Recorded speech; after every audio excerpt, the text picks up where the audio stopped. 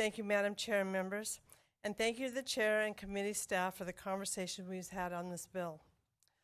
The goal of this bill is simple: to make sure qualified human safety operators is present during the commercial autonomous vehicle, AV, deliveries to homes and businesses. The Department of Motor Vehicles already allows AV testing and deployment on our public roads. This bill doesn't stop that. It just adds a safety net for commercial delivery vehicles on our neighborhood streets. These vehicles deliver goods right to our homes and businesses, so people deserve to know someone's monitoring them, especially while we wait for safety assessments from the executive branch. We've seen what happens when things move too fast. In San Francisco, driverless AVs have blocked traffic and emergency vehicles and driven through crime scenes and downed wires. One even drove away from police officers during a vehicle stop. In one horribly sad example, a pedestrian was dragged and trapped under an AV, and the company didn't initially share full footage with the DMV. Hundreds of incidents with driverless AVs have prompted city public safety officials and elected officials to plead with the California Public Utilities Commission to rein in the deployment of AVs. And while local officials are begging for more oversight, companies are spending a lot of money lobbying to push the expansion of AVs. Because we answer to our constituents, not tech companies and their lobbyists, we need real data before these fleets expand statewide. Allowing an aggressive expansion of this technology on local streets doesn't create more consumer choice, but it does have promise an increase in safety hazards like those in cities where robotaxis currently exist. I also find the business community's objections to this bill to be hypocritical. For the last 2 years, they opposed our legislation to regulate automated long-haul trucking and promised that technology would result in greater, higher quality jobs in short-haul truck driving. This bill addresses this exact kind of delivery in our local communities. So members, it's now clear. Their goal is to eliminate the very jobs they once claimed would replace the long-haul jobs. They were full of empty promises. That's why there's never a plan. That's why there's never any real commitment to the jobs they say will result from automation, because those jobs they claim will be created are their next target. Colleagues, this bill makes clear that we can test and deploy these vehicles, but safely and with accountability to our communities. It requires data collection and analysis from the executive branch. Specifically, this bill contains a statutory trigger for legislative consideration of final approval of AV operation based on real data analyzed by the safety experts in the executive branch. They'll then appear in a hearing to make the recommendations to legislators at that time. This bill sets a clear, transparent path for legislative review and input before driverless AVs make their way to the cities and towns in your districts and into your neighborhoods where your kids and grandkids play. Because the reality is what happened in San Francisco can happen anywhere and at a far greater frequency. So if we don't get a real sense of the broader impacts of we need to get the real impacts of AV technology.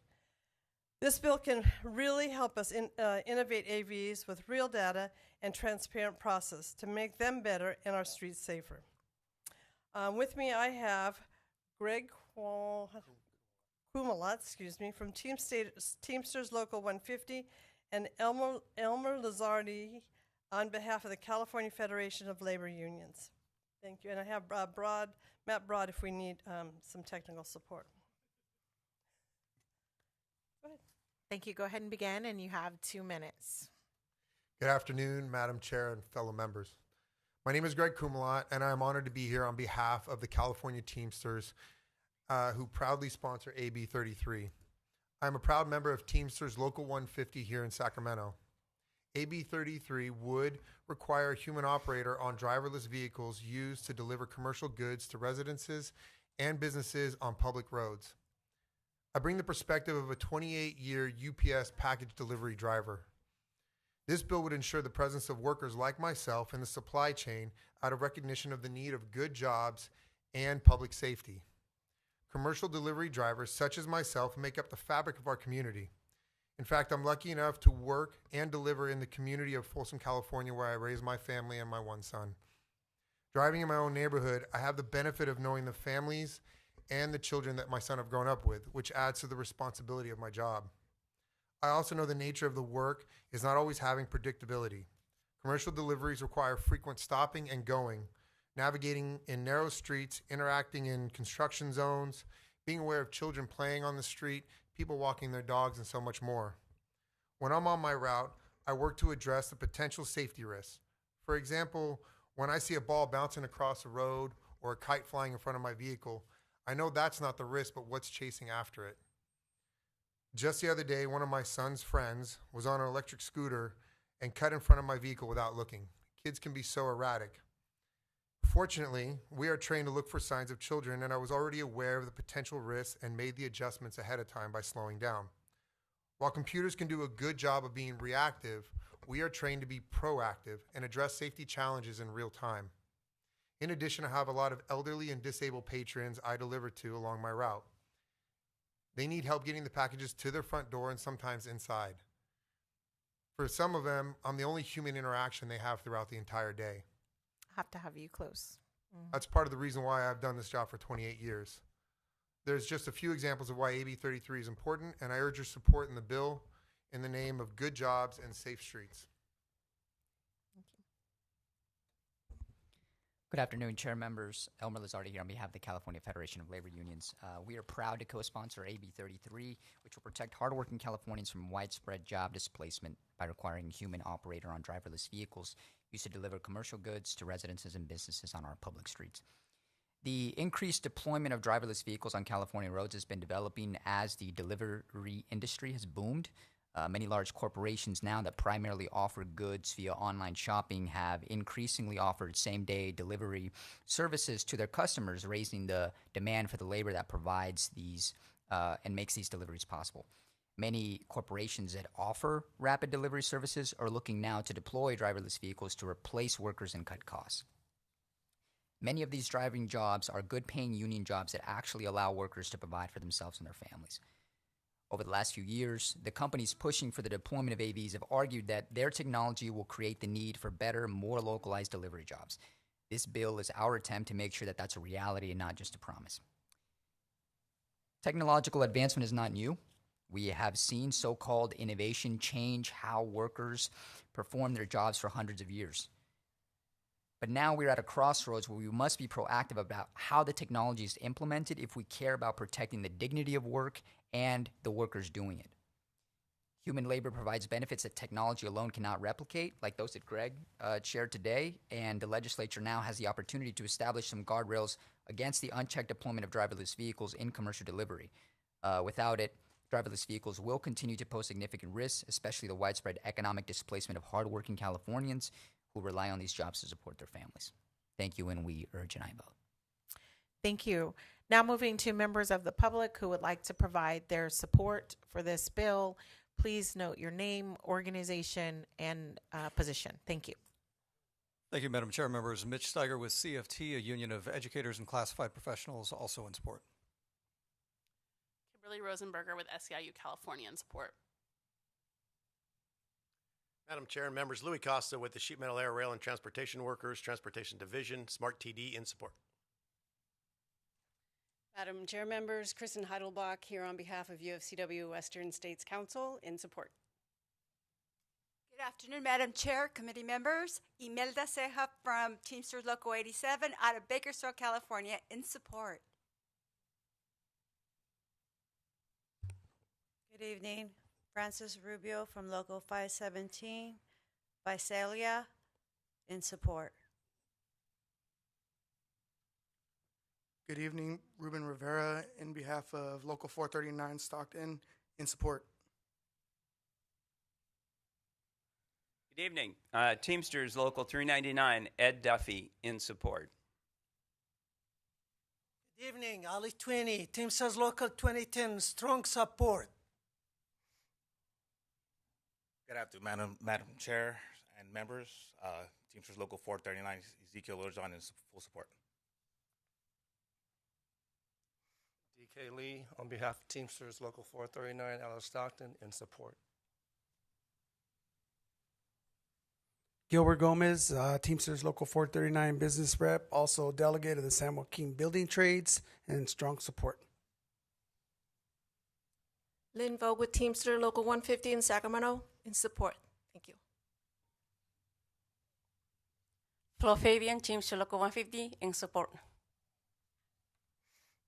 Rocio Richards, Teamsters Local 150 in Sacramento, in support. Emerson Diaz, Teamsters Local 495, West Covina, California, in support. Good evening. Corey Hallman, Teamsters Local 856 out of San Francisco, in support.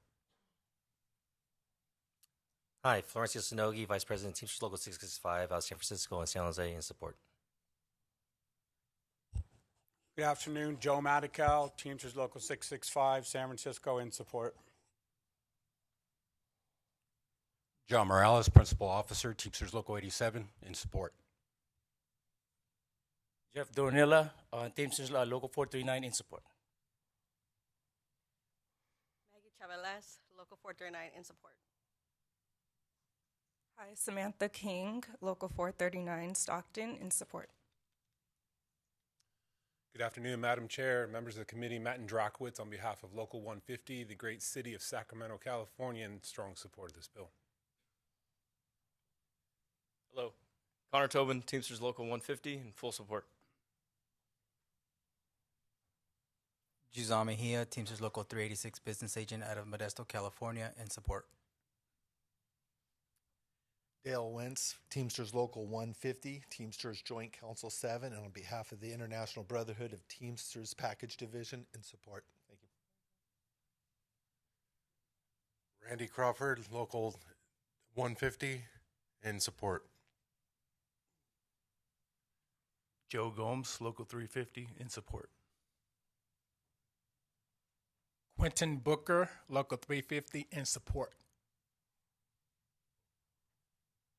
Hey, good evening. Brian Marshall, Teamsters Local 350 out of San Francisco, shop steward, trustee, 35-year garbage man, in full support. Thank you.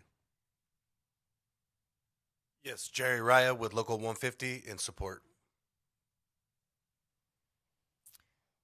Thank you, and thank you to all those who weathered our entire committee today to be here to express your support. Now moving into opposition. Would like to invite those providing opposition testimony to give that testimony now.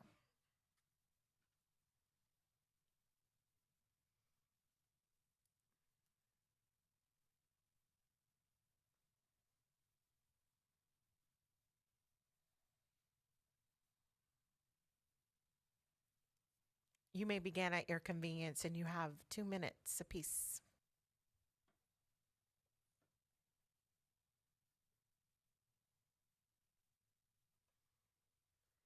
Thank you, Madam Chair, members of the committee. My name is Renee Gibson, and I'm the Director of Government Affairs for the Autonomous Vehicle Industry Association. I am testifying in strong opposition to AB 33 alongside dozens of groups that represent thousands of California businesses and millions of your constituents. AB 33 is a dramatic expansion of 2 previously vetoed bills that addressed autonomous trucks. Governor Newsom vetoed those bills because they were, quote, unnecessary for the oversight and regulation of heavy-duty autonomous vehicle technology in California. That is even more true with AB 33 because it would impact heavy-duty and light-duty AVs. AVIA shares the safety concerns of the author. Safety is paramount to the development and deployment of AVs, but this bill does not demonstrate why a human operator in a goods delivery vehicle will improve safety.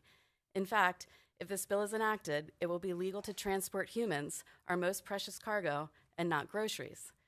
AVs have been carefully regulated in California for the better part of a decade.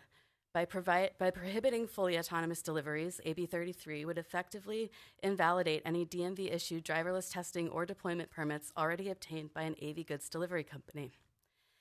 These companies have made substantial investments in California and have been critical to many communities. AV companies helped deliver medical supplies during COVID.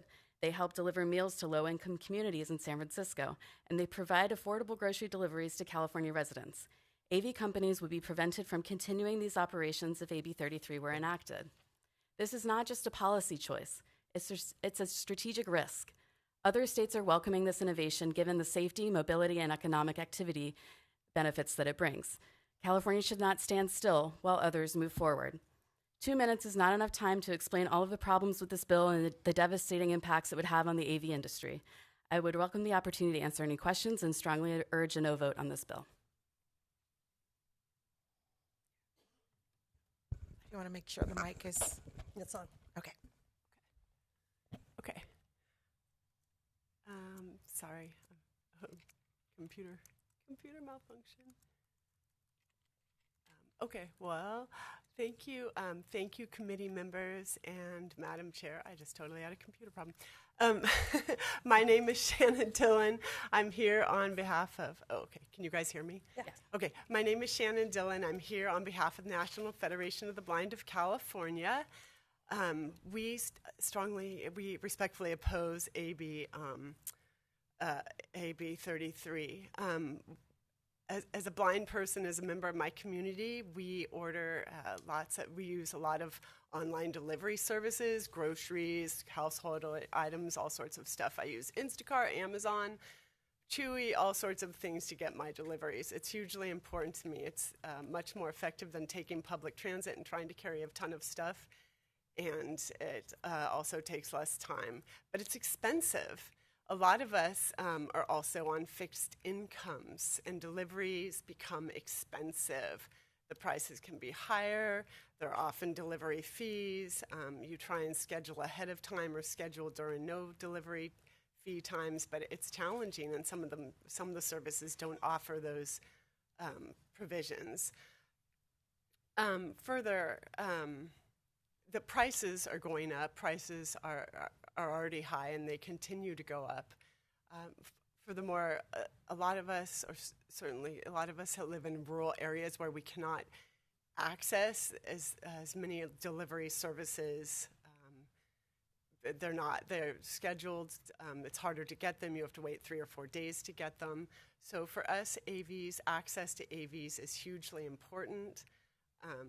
We respectively oppose this bill. Thank you. And now opening up for members of the public who would like to offer additional testimony in opposition. Please note your name, organization, and position. Good afternoon, Chair and members. Jose Torres with TechNet in respect for opposition. Lizzie Kutzona here on behalf of Tesla, respectfully opposed. Thank you. Good afternoon, Madam Chair and members. Michael McGee on behalf of Waymo in opposition. Ryan McCarthy on behalf of Neuro in opposition. Charles Watson on behalf of Zooks in opposition. Thank you. Robert Singleton with Chamber of Progress, respectfully opposed. Austin Hayworth on behalf of Wabi, respectfully opposed. Timothy Burr on behalf of Aurora Innovation, opposed. Thanks. Matt Clompacine on behalf of Volkswagen Group, respectfully opposed. Thank you. Sean Tepekian on behalf of the Ford Motor Company in opposition. John McHale on behalf of the Alliance for Automotive Innovation in opposition. Thank you.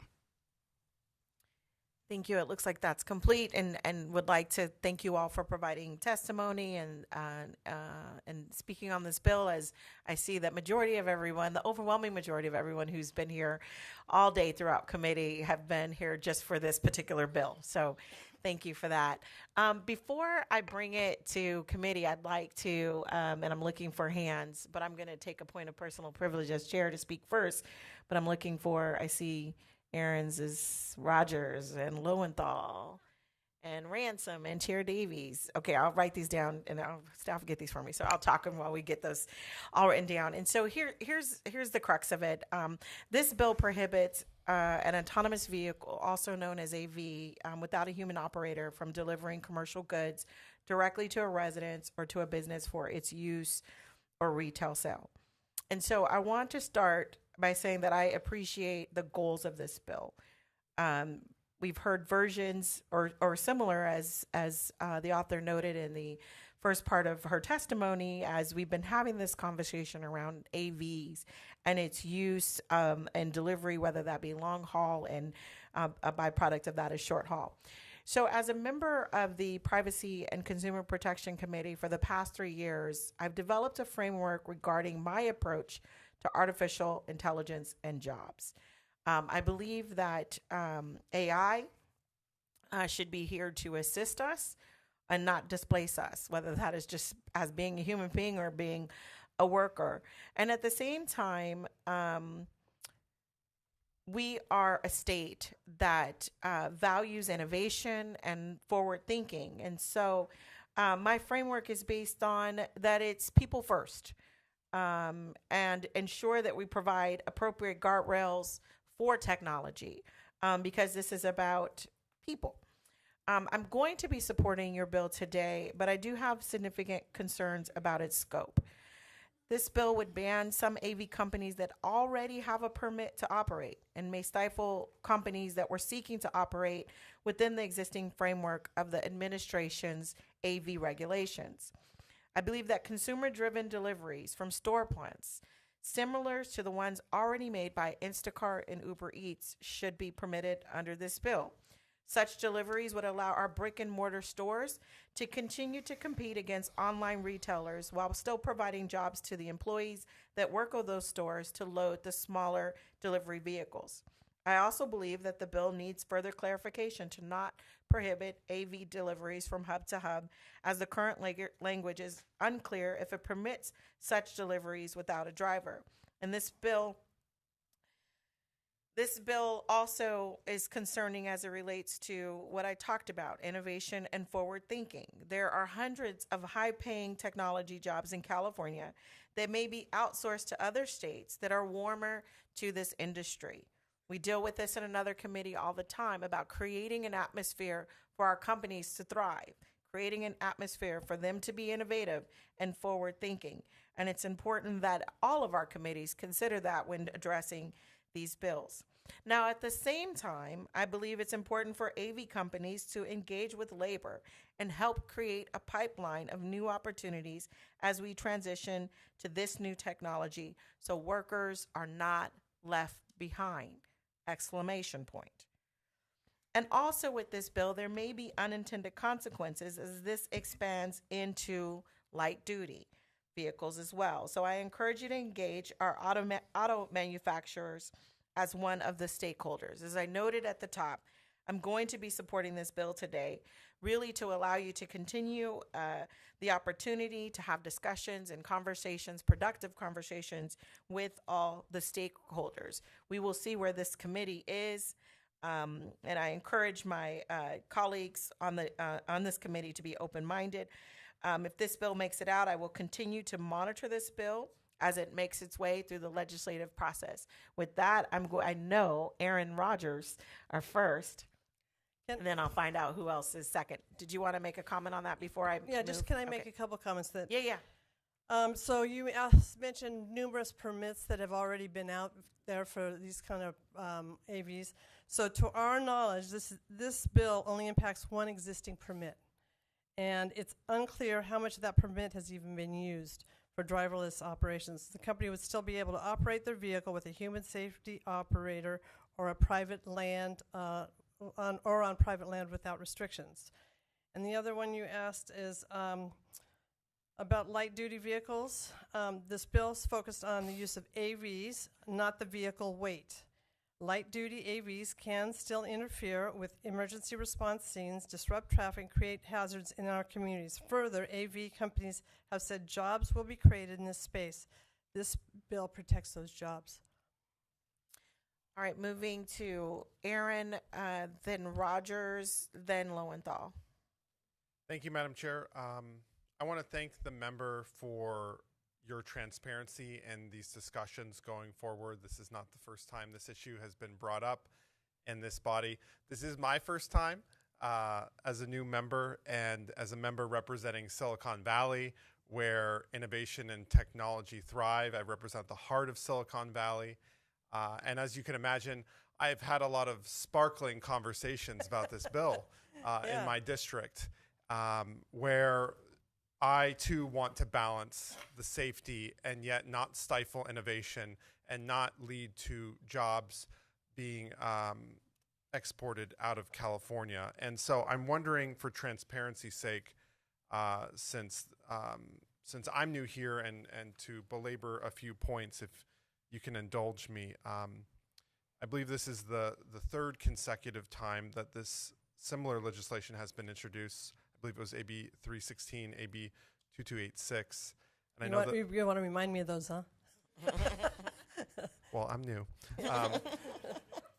And I know that the governor has emphasized the importance of not hindering innovation while also trying to advocate for that balanced approach in terms of the safety, technological advancement, and the future of work. I'm wondering if you can speak to the intent and how you see this as fundamentally different or a strategy moving forward, this is the third time that we're attempting this. So obviously this is not the same bill that's come through before, because the past two bills were in the space that dealt with heavy-duty trucking on freeways. This bill addresses automation and the delivery jobs of tech industry promised that would explode because of AV trucking. However, we still have massive opposition from the same industry.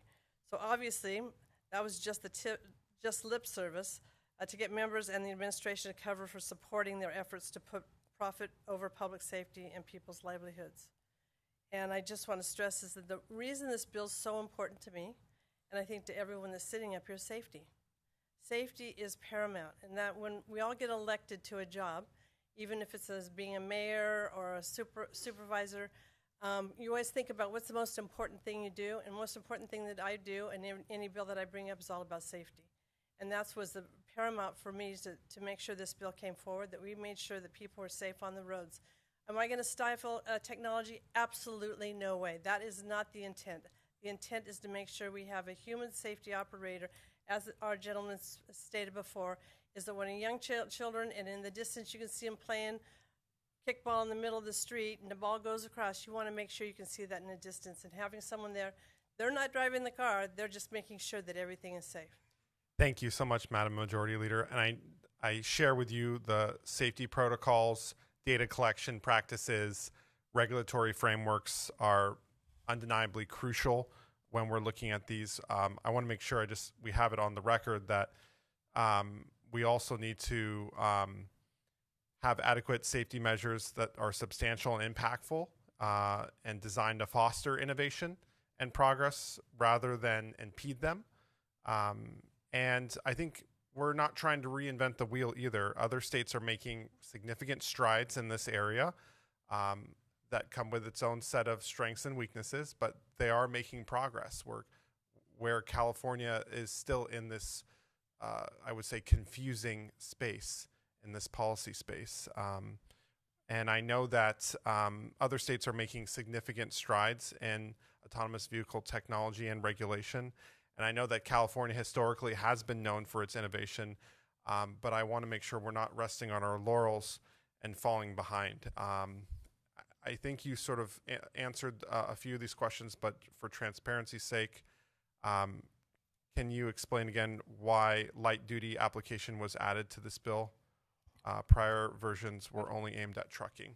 Yes, if you don't mind my expert witness. Oh, you're expert. Yes. Mr. Madam Chair, I don't know if anybody would call me an expert, but I am sitting up here. Thank you for the question. You know, the intention wasn't to delineate between light duty and heavy duty. The intention was to focus on the commercial delivery impact.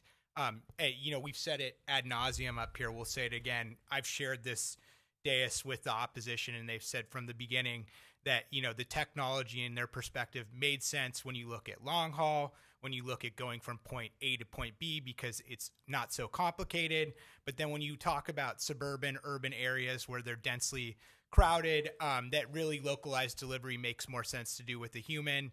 And this is our attempt to sort of adjust to what they've said and try to reach a framework that's workable for industry, but also for our members who need the reassurance that there's a job that's there at the end of the day. And really, you know, we talk about light duty and heavy duty. From our perspective, there's one company out there right now that's doing a pilot for this. It hasn't been proven to be commercially viable. And so, we're thinking now how to get ahead of the sort of question and figure out where that delineation makes sense. And that's why you could say we added light duty, but we look at it more as focusing on the delivery aspect opposed to the gross vehicle weight. Thank you so much. And my last question, would this bill impact companies that have already obtained permits from the DMV? There are some that have, but there's only one company that's actually used the permit thus far. Okay. And would this bill impact that? No. Okay. Just hold on. Let's just clarify. This bill would impact somebody who currently has a permit. There's not an exclusion portion of it. Go ahead. Do you want to address that? Yeah, I would just say that that again, nothing in this bill prohibits a company from using its permit, right? We would just be saying if they're out there using the permit to make a commercial delivery, they need to have a human on board. Thank you. I think it's important for us to reignite these conversations given how much we've talked about this over the years in the legislature. And I certainly think that balancing public safety with the promotion of innovation is going to be essential as we continue these conversations in this body.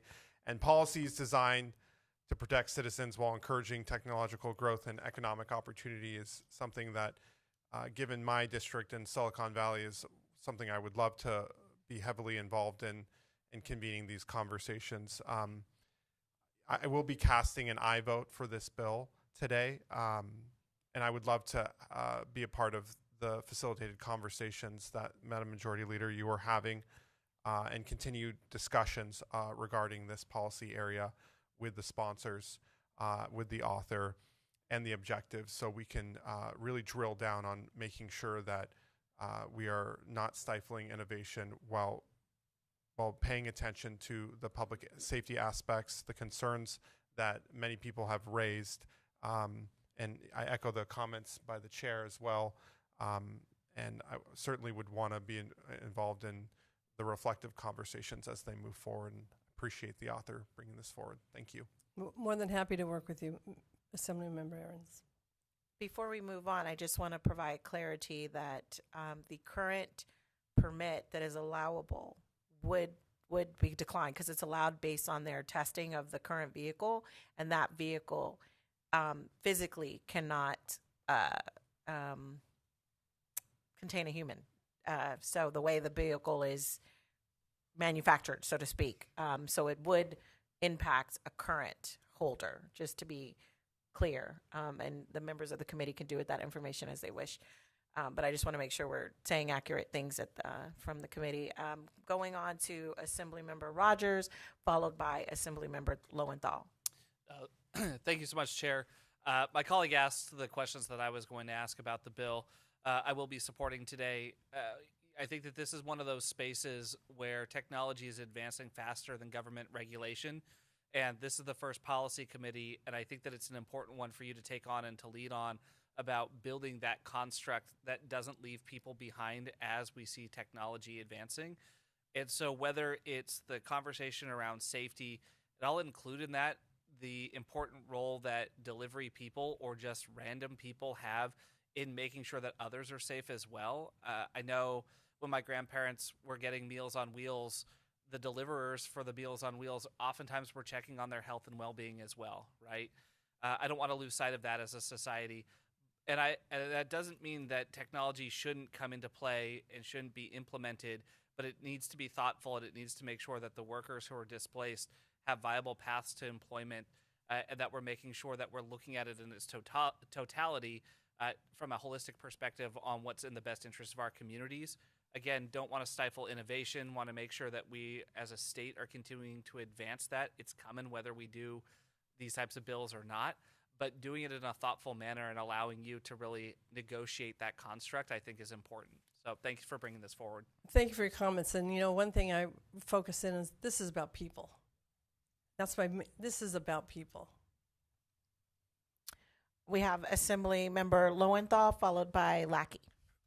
Well, that was a good segue. This is about people, and I want to applaud this author for working on this year after year after year. And this is good policy, folks. It is. I want to echo the sentiments from my colleague from Santa Rosa, who talked about safety on a comprehensive level, and how much the men and women who are out there driving. By the way, driving, in case anybody's wondering, is the #1 job for men in the state of California. More jobs driving across the board, all different types of vehicles. And we should all be concerned about what happens to those men and women and how much safety and how much they provide the fabric of our community. Critically important. Safety alone is reason to support this measure, but there's so much more. We have to think about what this does to our society, what it does to the economic fabric, what it does to the way that we interface with each other. What is the society we want to have? I say this as somebody who's been a technologist for the last 25 years. I earned my living, built my career in technology, and I can tell you, as a former executive and entrepreneur in technology, that the way that businesses think is about maximizing shareholder value. They're not concerned with the impacts, and we see that, whether it's social media, AI companies, automation. And I just want to ask everybody here, has news gotten better since we've automated and used technology in our news outlets? Has that made the news industry better for any of us? Has the retail experience gotten better since we've done automated self-checkouts? Has that helped smash and grabs and so forth? Has manufacturing gotten better? We have our president right now implementing these tariffs to bring manufacturing back, and the manufacturing that he's talking about has been automated. And I represent the city of Long Beach, the community of Long Beach, which includes the port. And we had an industry with the longshoremen and the goods movement sector that acquiesced and agreed initially to allowing automation in part of their contracts. Has that been better for my community? It's been awful for my community. So I totally and unequivocally support the tenets of this bill that have to do with safety components, but there's a million other reasons why I think that this bill is so vital to us, and I'm proud to stand with you, and I'd like to be considered as a co-author on the bill. All right. Moving on to Assemblymember Lackey, followed by Assemblymember Ransom. Yeah, it's been a long day, so I'll try to get right to the point. It's very well said by my colleague from Long Beach that people need to be balanced with our move forward. And I am a supporter of innovation and also autonomous vehicles. But let's temper our hunger for innovation with life-saving caution and reason. And that's why I'm a co-author for this bill, and I appreciate you bringing it forward.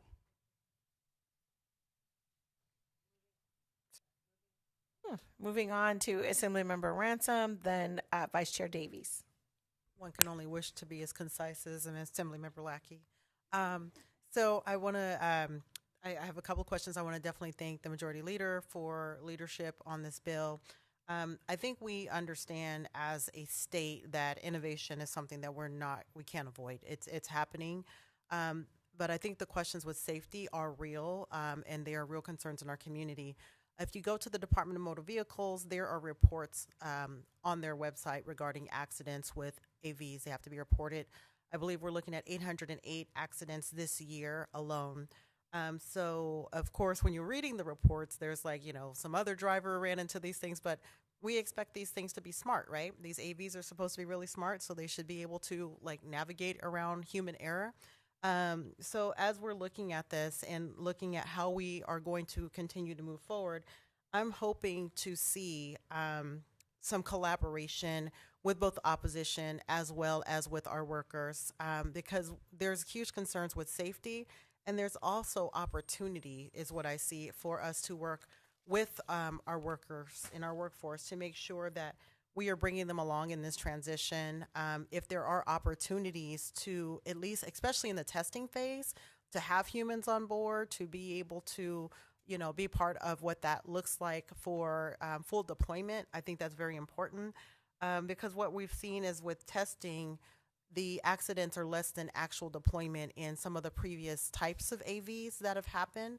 And so I don't know if you've all have come to the table to figure it out, but I really do hope that we can see some collaboration with both our workforce and our people who have safety concerns, as well as with the community that is concerned with being able to move California forward, because that is a very important thing. I would like to ask a question. There's a couple of questions actually, but I think the questions are more appropriate for the opposition, who had kind of stated some things about, I think I heard you say something about this is safer than humans.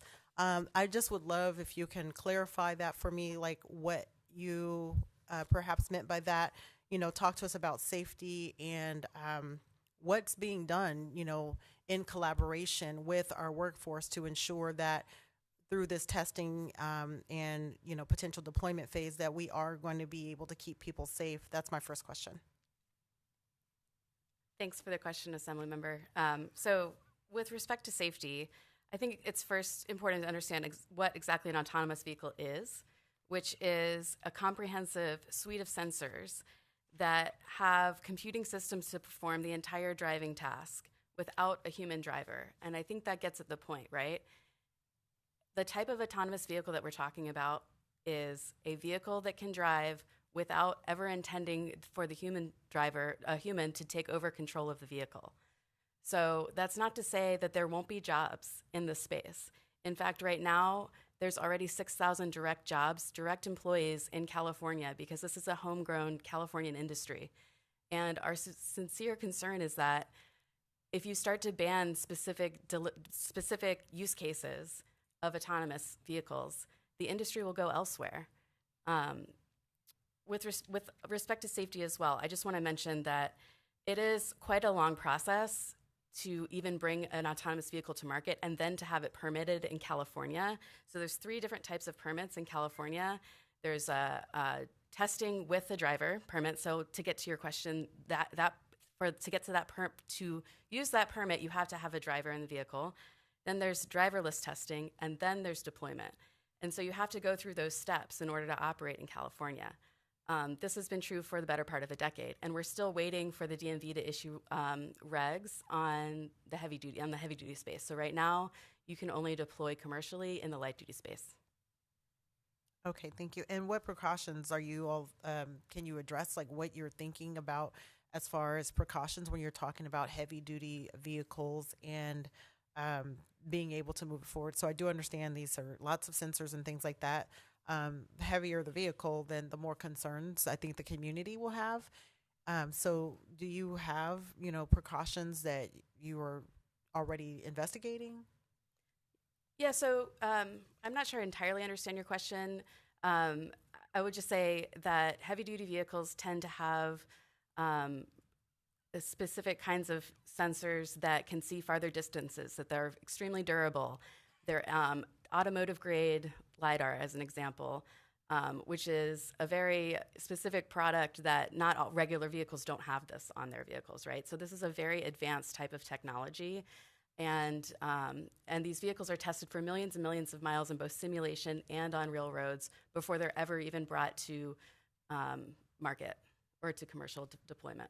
Okay, thank you. And then my last question is, what collaboration and conversations have you had with workers, with workforce, to be able to, bring them along in this inevitable evolution of autonomous vehicles? You mentioned 6,000. I think you mentioned 6,000 jobs.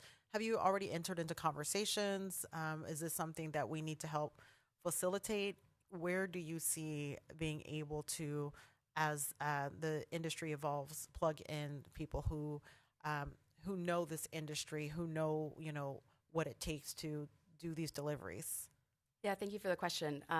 When the governor vetoed AB 316, he created a workforce, I can't remember what it's called right now, Majority Leader Curry, I think it's called like a labor and workforce task force or work group. And we've had a number of conversations with that team, and we're always open to continuing to have more. I will be honest with you, we have not had stakeholder conversations on this bill. We are always open to those conversations. I know we've had them on other bills in the past, but if that is something that this committee would like to see us do, we are certainly open to doing that.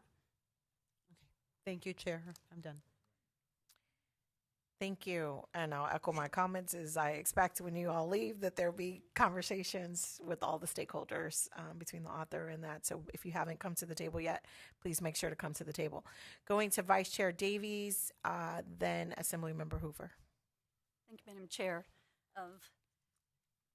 We've been here now, I think this would be the third time, correct? And, you know, when I saw this come forward, I went back to where I was. And again, for me, having served on city council, mayor, different boards, and then obviously as assembly person, public safety is our first priority no matter what. And what I've done a lot is I go into my district and I do polling.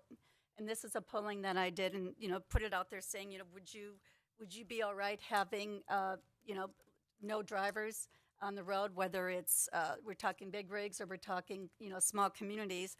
And again, we're looking at about 97%, so they would want to have a driver right now at this point. And I do represent my district, and so it's always their voice that comes up. But what I want to make sure is people realize is technology is here, and that they will be by themselves very soon. But for right now, you know, we need to make sure we can get, you know, any of the snags out there that we have to make sure that there is safety. And there may be things when we talked about even the big rigs being on the freeway. We have the 5 freeway from me in southern Orange County into North San Diego. There's an ocean, there's a 5 freeway, and then you have basically Camp Pendleton. So if there's an accident, and I've seen it before, especially with the big rig, it completely takes up the whole freeway. There's nowhere else to go. You literally have to route people another 4 hours to go around to get where they have to go, and especially for safety issues with Camp Pendleton there. So I know technology is going there. We're going to see it very soon. But I think there's also that the important thing that you kept in here, which I really liked, was the data. Because I think it's important that we're able to keep data so we can actually feel comfortable going, you know what, we've gotten the glitches out. It's working well, and now we move on. But also when it comes to, you know, our drivers, I think it's important when we talk about technology and what we're moving forward is, you know, we talk about, oh, there are things for them, but are we actually doing anything? What are the projects that we could start conveying? And again, I'm about working across the aisle, working with, you know, opposition and support. So if we could actually implement something where there's programs going to our drivers, hey, here's something that, you know, would be great and an opportunity. Here's education. We can, you know, go ahead and get you good paying jobs when it comes to this, just to see if they're interested in what they can do, because they have incredible skills that they bring to the table. And to have that opportunity, instead of us waiting, going, here's the bill, nope, nothing's happening. Why don't we start working on that now? Because I think that would make such a difference to be comfortable knowing we're not putting a bunch of people out of work as well when it comes to this. So we work together, and then we hit that finish line together, and we're successful. So for this, though, I will be supporting this again this year and would ask to be a co-author. Thank you. All right, moving to Assemblymember Hoover, followed by Assemblymember Harabedian. Thank you so much. Okay, here we are again. Yeah, how's it going?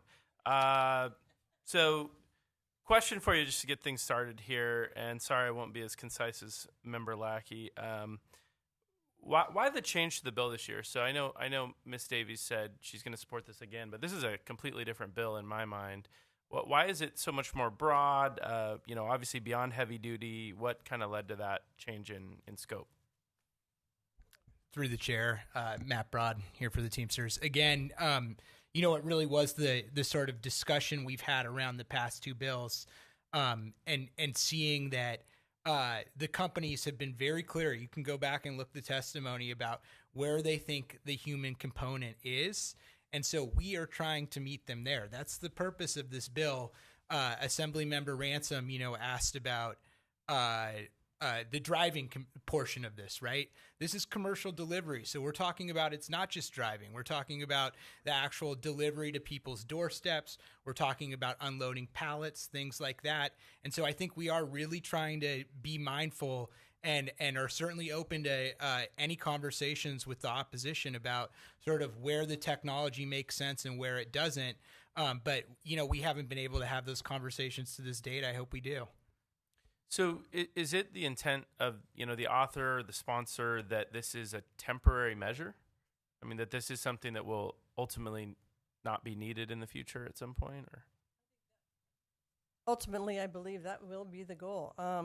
So right now, there's different things you have to do to see if a human safety operator could leave from being an operator requirement. So I'm just going to give you a couple things. The DMV has to collaborate with multiple state agencies to assess the impacts of heavy-duty AVs on public safety, the workforce, meeting climate goals, and more. And the report that would come out would include a recommendation on whether the human safety operator requirement should be lifted and is due on or before January 1, 2030. This gives the DMV leeway to act more quickly if warranted, and the legislature can also step in any time before this. And the report would trigger legislative action, including an oversight hearing, and ultimately the legislature could take action to remove the requirement, and this can happen before the 2031 date noted in the analysis. so, just so I'm understanding this correctly, so there's a reporting date in this bill, but there is not a sunset date, correct? That's correct. Okay. And there's a reason why. So the trigger for removing the requirement for a human safety operator is obviously safety. And nobody in this body and nobody in the industry with a huge profit motive can give me a date and time when safe would be achieved. So even the industry has time frames as short as 1 year or as long as 6 to 7 years for driverless deployment. But if they aren't sure, how can anyone establish an objective time frame? So instead, I've included a trigger for legislative consideration for removing the safety operator, and DMV and CHP will continue to collect data and consult with safety and labor officials in the administration and then appear in oversight hearings to make the recommendations. Thank you. So, I mean, look, I think, I think for 3 years I've asked, this bill to have a sunset date in it. I think that to me, I understand, in the language of the bill, what you're saying. I do not believe that is a sunset date. In my opinion, that is, I think, not sufficient to say where are we going to be in, 5 years from now, 10 years from now. So definitely would continue to encourage that addition. I think, not only could you earn my support with that addition, but potentially, I don't know how the governor feels, but I don't know if that would help him, but I do think that would really help me with the bill. My other question is this primarily a public safety bill or a jobs bill? And I completely respect the jobs component, but what I'm trying to ask is, what is the primary goal here of the bill? Well, primary goal for me is obviously going to be safety, but we need to make sure that we have a transition as we move forward with technology and jobs. As I said before, I'm concerned about people. And just walking away from people without having thoughtful conversation and making sure that we do this properly because we care for those people, we care for the employees as well as the employers. So I think we really have to think this through, as we've said before. Are we going to get there? Yes. Is it going to take some time? Absolutely. But the fact of the matter is, technology is here. And we can't turn our back on it, and we can't turn our back on people. So let's, I do want to note for the record that there is no law enforcement support for this bill. And, I can't remember if past versions of the bill had law enforcement support. I feel like I remember some, but... Yeah, past versions of the bill had law enforcement support. Happy to engage on that. I think that might be, poor lobbying less than a position on their part. So happy to follow up with them. I have the best one sitting up there on the dais. Is Balaki.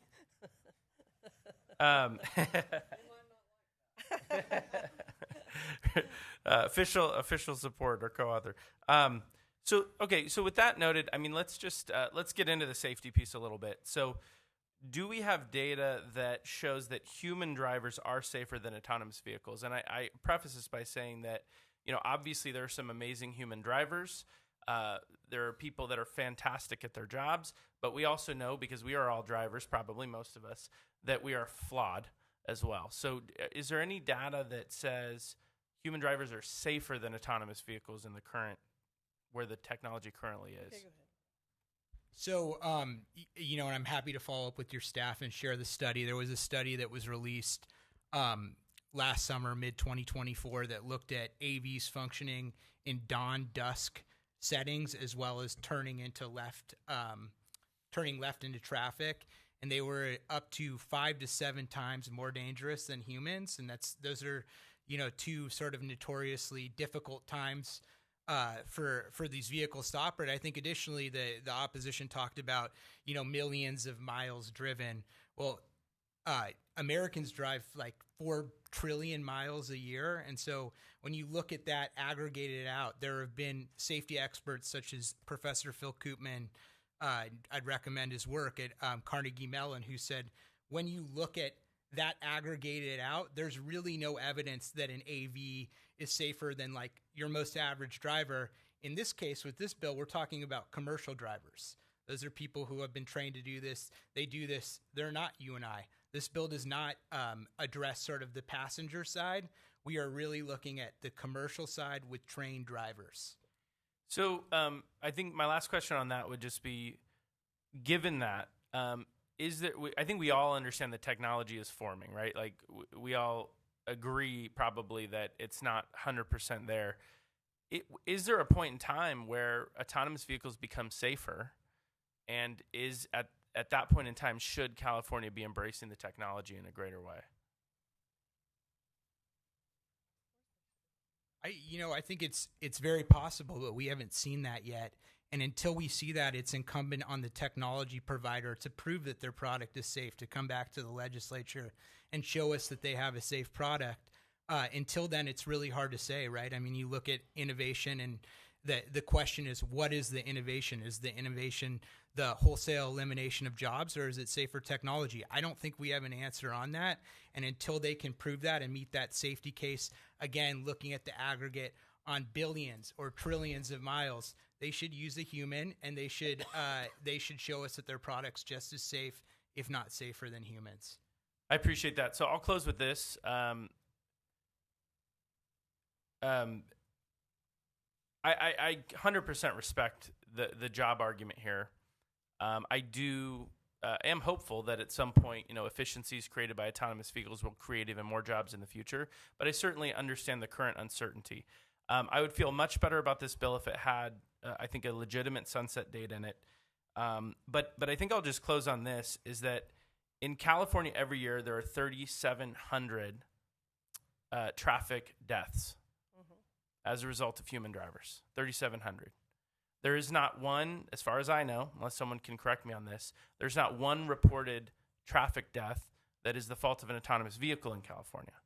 Now, I think the argument is correct that there's a lot fewer miles for autonomous vehicles, and that's fair. My point is, I think that autonomous vehicles have the potential to save lives. And so while I respect the job concerns here, from the public safety standpoint, I think the only appropriate vote for public safety is to vote no on this bill. We have to continue allowing this technology to improve, allowing the innovation to happen, because there is a huge potential for this to save lives down the road. So with that, unfortunately, I will be opposing the bill today. Thank you. So if I can make a comment? Yes. Hold on one second. I just want to check. Is there anyone else who'd like to speak outside of Assemblymember Harabedian? Okay, go ahead. So I appreciate your comment. And as you say, we have work to do, and that's why we're here. The DMV has reported industry provided and do not necessarily include the agency or third-party evaluation for the cause when they do the reports. So to actually access the data and truly investigate the cause, CHP or other bodies have to get a warrant. And then right now, AV companies can largely keep their information proprietary, and this leads to companies self-certifying that their products are safe. So we need more transparency to build trust in the technology before it's deployed without a driver. Yeah. Assemblymember. Thank you, Madam Chair. Thank you to the author And thank you to all the testifying witnesses on both sides. Thank you to the men and women who stayed here all day, really, to be with us. And I saw a young fellow, I think a son of a driver, who was here, and God bless him for staying. To me, I think this is a safety bill. I think if you read the bill, it's a safety bill. I don't really think it's a jobs bill because I think you have jobs on both sides of this. And I think if it is a jobs bill, to me, it feels like a payphone operator in a time when the cell phone just came out. So if it is a jobs bill, I think the author said it well. I think both sides have said it well. I think this is a losing fight on the jobs front. And I do think we have to be very serious about that. I think that, many of us don't like that outcome. I think many of us see societal shifts right now where many of our working class, middle class jobs are disappearing. And I don't think there's a lot that this legislature can do about that.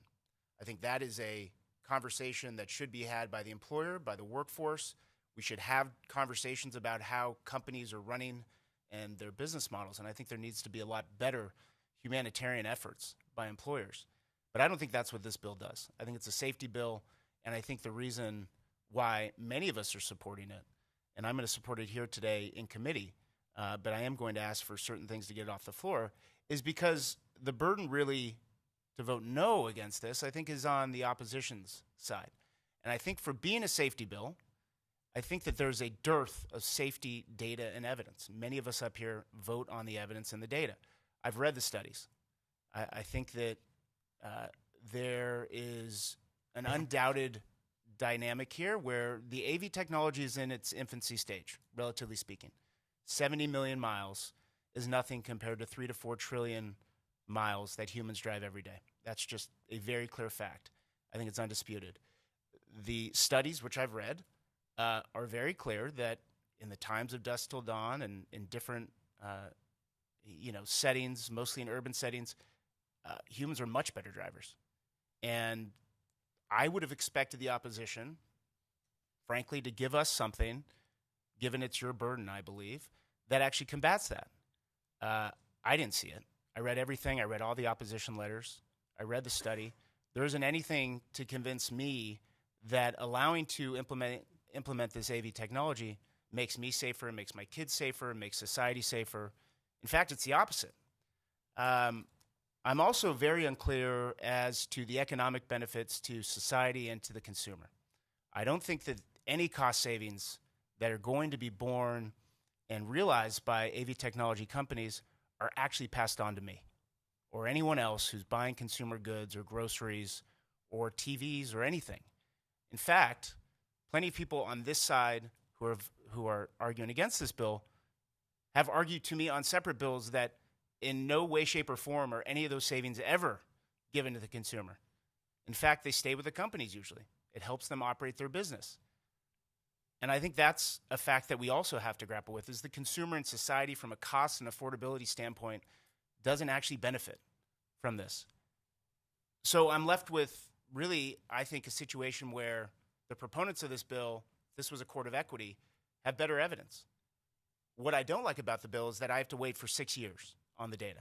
And I don't think that's acceptable. I think that there's going to be data every year that's coming out.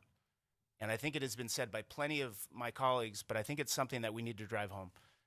The data on the safety should drive this. As soon as it becomes safe, i.e. safer, to have this technology in this setting, I think we're going to see it being implemented more and more and more, as the author said. If that's the case, I don't want to wait until 2031. I think every year data needs to be coming out, whether it's through the study that it will eventually come out in 2031, or on both sides, I think it behooves both parties to commission studies every year, every month, to show us how does long-haul trucking with this AV technology compare on safety data to humans actually operating these commercial vehicles. If this is being done in other states, we should have that data. We should be able to get that data every 12 months, and that, I think, is going to actually drive the decisions year after year. And to the men and women who are having their jobs and livelihoods affected, I don't like it, and I am sorry. But I don't think that there's a lot that this bill will do to eventually protect what is coming down the road. And I think that ultimately, as decision makers and as legislators, we are going to be driven by that data. And so to the author and the proponents of the bill, I would like to see this bill actually work in some continuous reporting of the safety data so that I can support it on the floor. And I appreciate the author willing to pick this fight year after year. This is complicated stuff. It's hard stuff, and hard issues, societal changing issues don't really have elegant, easy answers. And so I will support it here and would love to continue to talk about those issues. So thank you. Thank you, and thank you for your thoughtful conversation. I'd like to say, oh, did you? One more. Okay, go ahead. Go ahead. The question I have is relating to autonomous vehicles. It's late, sorry. As related to agriculture, that when we're talking about safety, there are some autonomous vehicles that are being created that are, we would love to get them in California, that actually would protect the farm worker, that we can teach the farm worker a lot about this technology, and I will always try to protect those jobs. Do you know if there would be impacts with this bill based on the autonomous vehicles that would have to travel on the roads, even though they have a predominantly off-road use? Would this bill impact that? Well, I agree with you with the agriculture, because we do have to keep track of how we collect data for autonomous vehicles in those districts. I will say that still it's going to take us some time, because as you know, on our country roads, and we're driving, we don't necessarily have I'm going to say guardrail or a white line to make sure that that autonomous vehicle can still maneuver. So it's going to be some time, but I can see the autonomous vehicles as we see in tractors already, but I don't see these actually working on a rural road at this point. So this would impact those particular vehicles? Right now, I would say so. Okay.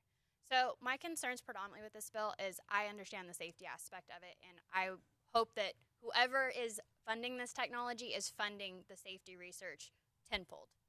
My concern is that we're going to be left out of conversations, and some people just aren't going to make the critical investments in the state of California. And that's a concern that I don't necessarily know a ton about the AVs. I will admit that. But what I will tell you is also in agriculture, we have perishable products. So time is of the essence to move these things and move them quickly. I thought about this bill a lot because I see both sides. I guess my concern is that we know these things are coming, and I have concerns we're just kind of kicking the can down the road rather than just facing them head on, which is maybe not a great metaphor to use in this particular argument. But to that point, I just want to make sure we're at the table for these things, and companies aren't investing in other states that are more friendly to it, and we're just either priced out of the market or we're not even at the table for these conversations. So I appreciate that comment. I'm from a rural area. I fight for rural. Every time we sit at any kind of meeting, I go, what's going to happen to my rural constituents? So I'm always thinking in the forefront of what we can do and how we can make sure that they have a full life, and making sure that we can get people from one place to another. But again, we go right back to people. These are things that we need to take care of. And so I just want to assure you that we'll continue to work on this, but safety, it will always be my number one issue with this. Mine as well, but because of the potential impacts to ag, and I'd love to engage with you, not today because I know everybody wants to get the heck out of here, of how we can protect that. But for those reasons, I won't be able to support it today. But thank you. That's fine. And just to, did we have one already? I thought we did. Maybe we didn't. Okay. Sorry. Aaron's and Lowenthal. Just to provide clarity in terms of agriculture, because this bill deals with deliveries, some of the new trend in AV tech and AV technology as it relates to agriculture wouldn't necessarily apply. However, if they were to have goods like tomatoes, if you're in Davis or something like that, and you were transporting those tomatoes via AV somewhere, then it would impact. It would impact. So you can provide greater clarity to the Assembly member's point around the impacts on agriculture. There has been a great, robust conversation, despite it being the end of the day. I'm really proud of the committee and your comments and concerns and, directions to the author if this should move forward, how she can gain your support on the floor. To the members of the public who have been in the committee from the very start of the day, to now, thank you for being here, for engaging civically, ensuring that your voices are heard on this particular issue. We appreciate you staying through all of the comments for those that could. With that, there is a motion and a second by Assembly Member Aaron's, and Lowenthal. So I give an opportunity for the author to close before I call the vote. I'm going to try to make this relatively fast.